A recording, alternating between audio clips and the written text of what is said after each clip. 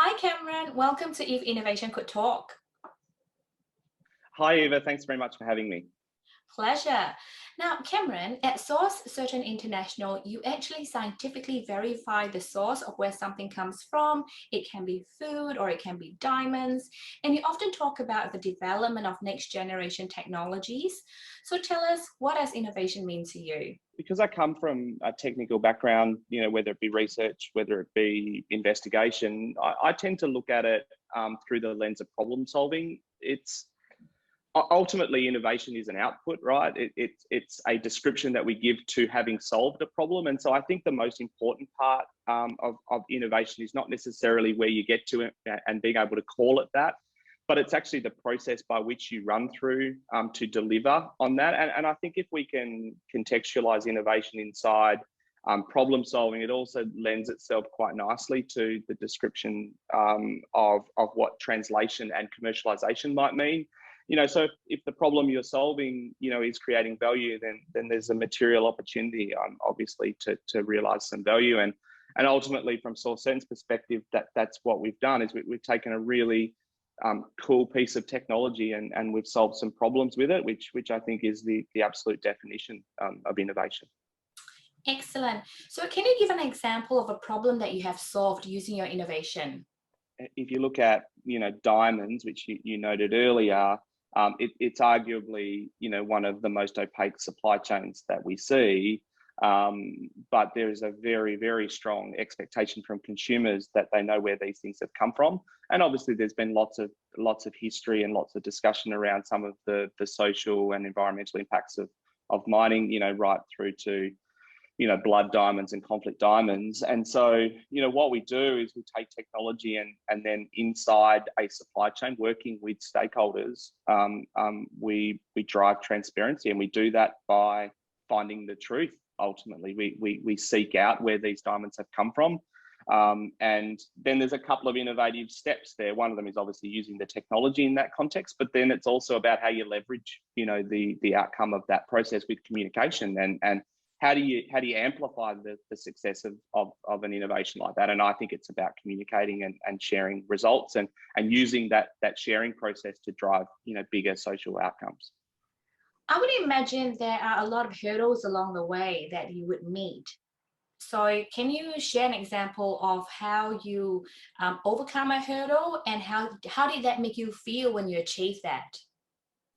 There are always lots of people that don't necessarily want the outcome that maybe an innovation delivers. So inside a traditional context, that could be, maybe my job's at risk because there's some sort of automation process. So inside our example, if we drive enough transparency into the diamond chain, where will all the really, really dirty diamonds end up? And there's a whole group of people making money out of those particular diamonds. And so, there's obviously a lot of pushback that you get inside that. My approach has always been around education. So it's not about getting to the consumer necessarily and making sure they know. It's just about everybody having an awareness of what's possible. Ultimately, technology is the mediator or the enabler, if you like. It's about people, smart people, taking technology and solving a problem. And then maybe it's the same smart person that helps jump some of those other hurdles we talked about in the market, or maybe it's a different set of skills, but it's about bringing all of it together. What advice would you give someone who wants to innovate and push through the hurdles? What have you learned from the process that you would share with the If Innovation Could Talk community? There is an element of belligerence needed from a leadership perspective, certainly into the market. Like, you're always going to get headwinds, right, around integration of something that's going to be potentially disruptive to somebody else. And so I think you need an element of belligerence, but I think at a more internal and operational thing, it's all around talent, right? It's about bringing enough talented people together that enable you to approach the problem from as many different perspectives and angles as you possibly can, to find a way over or around the hurdle. And I think, ultimately that's what startup business is about, isn't it? It's that I don't think most, business leaders of new startup or tech businesses sit back and say, well, my product's just not good enough. I think most have already gotten through that stage and are confident in what they have.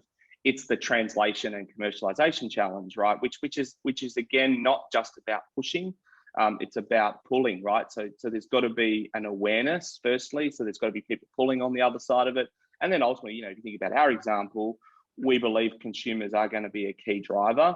Whether we activate them as a business or whether it be our stakeholders and our customers, we're still figuring that out, to be honest. And at the moment, we're focused on supporting our customers to do that and to innovate in this example.